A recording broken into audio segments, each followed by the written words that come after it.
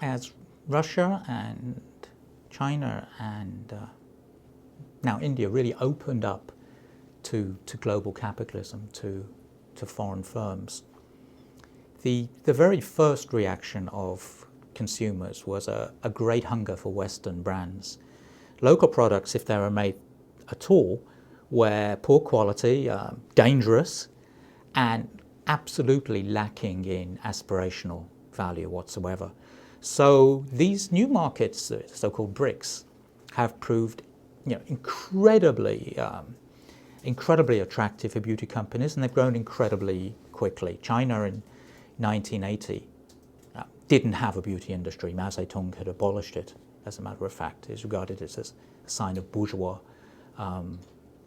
decadence. It's now the fourth biggest beauty market in the world. Brazil is the third biggest.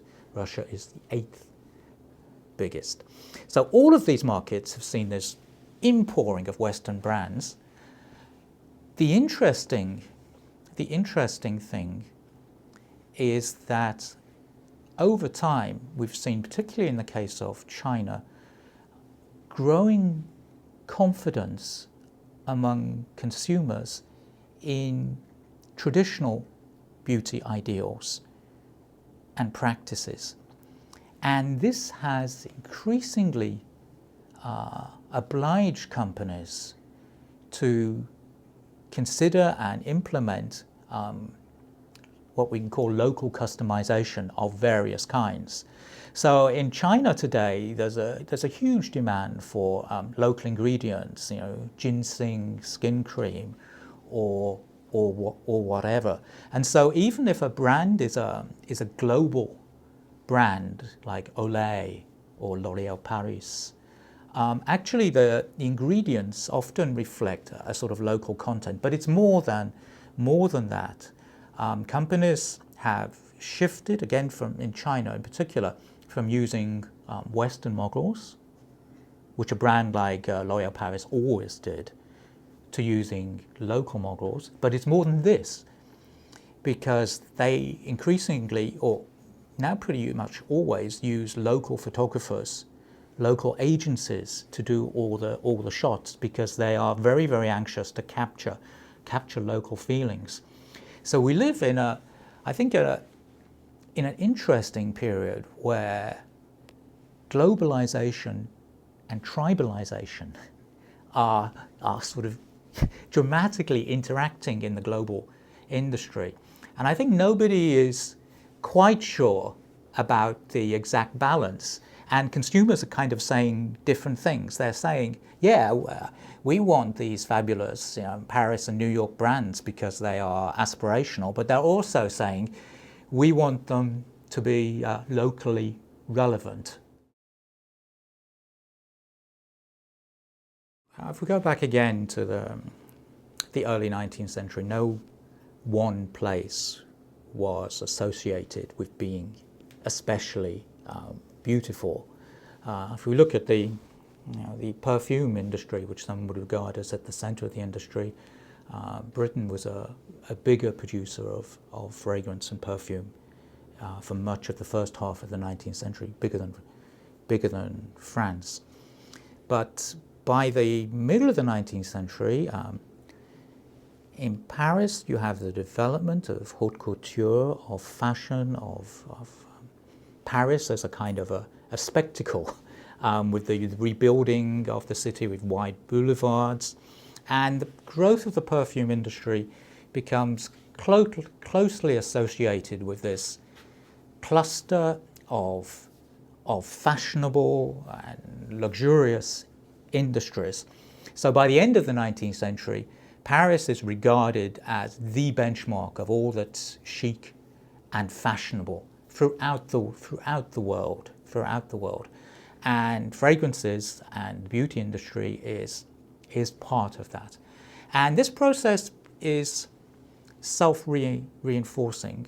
Certainly the benchmark of aspiration is self-reinforcing, but because Paris is so aspirational, so talented entrepreneurs, artists and other people, the suppliers, of the beauty industry all cluster around Paris as well. So you both have what economists would call agglomeration effects and reputation effects, and that proves incredibly strong and persistent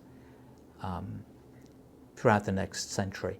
Paris, a symbol of chicness and style and aspiration and femininity. New York is a slightly different story. It's by the early 20th century, United States is the world's biggest economy. It's the world's richest economy. New York is the major commercial center. Entrepreneurs and others are attracted to New York. It's a giant port through which ingredients of the industry come in. And so it starts to develop, again, a cluster of our entrepreneurs. But then the growth of Hollywood, of the American film industry, in which New York is quite closely tied as the center of finance and the center of a lot of talent, I think is really important in taking the vision of America around the world. And then in the interwar years and afterwards, a group of entrepreneurs like Elizabeth Arden, Helena Rubinstein, later Estee Lauder, Charles Revson, develop expensive luxury brands of cosmetics, skincare, and fragrances, which provide also New York and the United States with a range of not only mass brands, but also prestigious brands. And so the New York, United States comes to represent a different vision of beauty. It's a vision that's more accessible, more democratic view of beauty, less complex, less chic, more hip, more exciting, just like New York itself. And it's an interesting question why these two cities have continued that role. It's partly because there's so much talent clustered if you reach a certain role, a certain size. But it's also about the cities themselves. Both cities have emotional associations in people's heads. Paris of cafes and the left bank, New York of skyscrapers and energy. And those images, the cities today are, you could say the cities today are still having those features. So there's no disconnect between people's imaginations of those cities and those cities today, even though they are two of the most fast-changing, cosmopolitan, evolving cities you could want in the world. So I think the brand image of those cities, which is very important in the beauty industry, is persistent and realistic. You can get on a plane, go to those cities, and you actually see what you imagine it to be. Now, it's a very interesting question if other cities can catch up. And I've thought about that quite a lot. For example, Milan, after the Second World War, develops as a major global fashion center, but it doesn't develop as a beauty capital.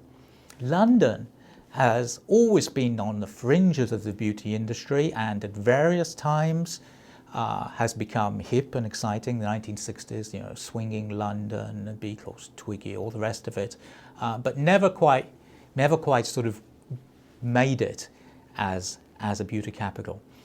Now, one can think of Tokyo, or Shanghai, or Rio